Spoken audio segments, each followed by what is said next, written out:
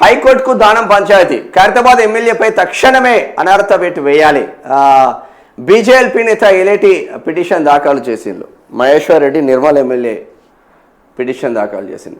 Khairatabad MLA Danam Nagender party మారలేదని speaker ఇచ్చిన తీర్పును సవాల్ చేస్తూ బీజేఎల్పీ నేత ఎలేటి మహేశ్వర్ రెడ్డి హైకోర్టులో పిటిషన్ దాఖలు చేశారు. స్పీకర్ నిర్ణయాన్ని తక్షణమే క్వాష్ చేయాలని తన పిటిషన్లో కోరారు. ఈ పిటిషన్పై సోమవారం హైకోర్టు విచారణ జరపనుంది. 2024 లోక్సభ ఎన్నికల్లో దానం నాగేందర్ కాంగ్రెస్ తరపున సికింద్రాబాద్ అభ్యర్థిగా నామినేషన్ దాఖలు చేసిన విషయాన్ని పిటిషన్లో పేర్కొన్నారు. ఒక పార్టీ గుర్తుపై ఎమ్మెల్యేగా గెలిచి మరో పార్టీ ఆ తరపున ఎంపీగా పోటీ చేయడం ఫిరాయింపు కిందికే వస్తుందని వివరించారు. నామినేషన్ పత్రాల ఆధారంగా దానంపై తక్షణమే అనర్హత వేటు వేయాలని కోరారు.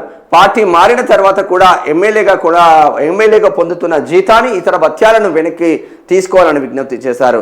పార్టీ ఫిరాయింపు ఎమ్మెల్యేలపై చర్యలు తీసుకోవాలని బీఆర్ఎస్ ఎమ్మెల్యే పాడి అసెంబ్లీ స్పీకర్ గడ్డం ప్రసాద్ ఈ నెల 11న దానం నాగేందర్ పార్టీ మారినట్లు ఆధారాలు లేవని క్లీన్ చిట్ ఇచ్చిన విషయం తెలిసిందే. ఈ నేపథ్యంలో ఏలేటి పిటిషన్పై హైకోర్టు వెలువరించే తీర్పు రాష్ట్ర రాజకీయాల్లో అత్యంత కీలకం కానున్నది. నిజంగానే కాంగ్రెస్ పార్టీకి నిజంగా గట్స్ ఉంటే ఖైరతాబాద్ ఎమ్మెల్యే దానం నాగేందర్ పైన వేటు వేయాల్సింది.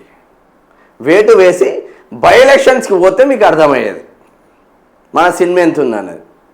జూబ్లీహిల్స్లో గెలిచినట్టు కాదు కదా. జూబ్లీహిల్స్లో భర్త చనిపోయింది కాబట్టి భార్యకి ఇచ్చిండ్లు. మళ్ళీ అక్కడ నవీన్ యాదవ్ ఫ్యామిలీ కొంచెం స్ట్రాంగ్గా ఉంది. గత 40 సంవత్సరాల నుంచి ఆల్రెడీ 2 సార్లు ఎమ్మెల్యేగా పోటీ చేసి ఓడిపోయిన సానుభూతి ఉంది. ప్రజలకు అందుబాటులో ఉంటారు, మంచోడికి మంచి చెడునికి చెడు అని చెప్పేసి ప్రజలు బ్రహ్మరథం కట్టింది. కానీ ఖైరతాబాద్ విషయంలో అట్లా జరగదు. ఆయన ఏందనేది అందరికీ తెలిసిందే. మన ఉస్మానియా యూనివర్సిటీ పిల్లలు పోతేనే లాఠీలతో కొట్టిన చరిత్ర దానం నాగేందర్కి ఉన్నది. తెలంగాణ ఉద్యమం టైంలో మరి ఇటువంటి పైన పడాలి కదా వేటు.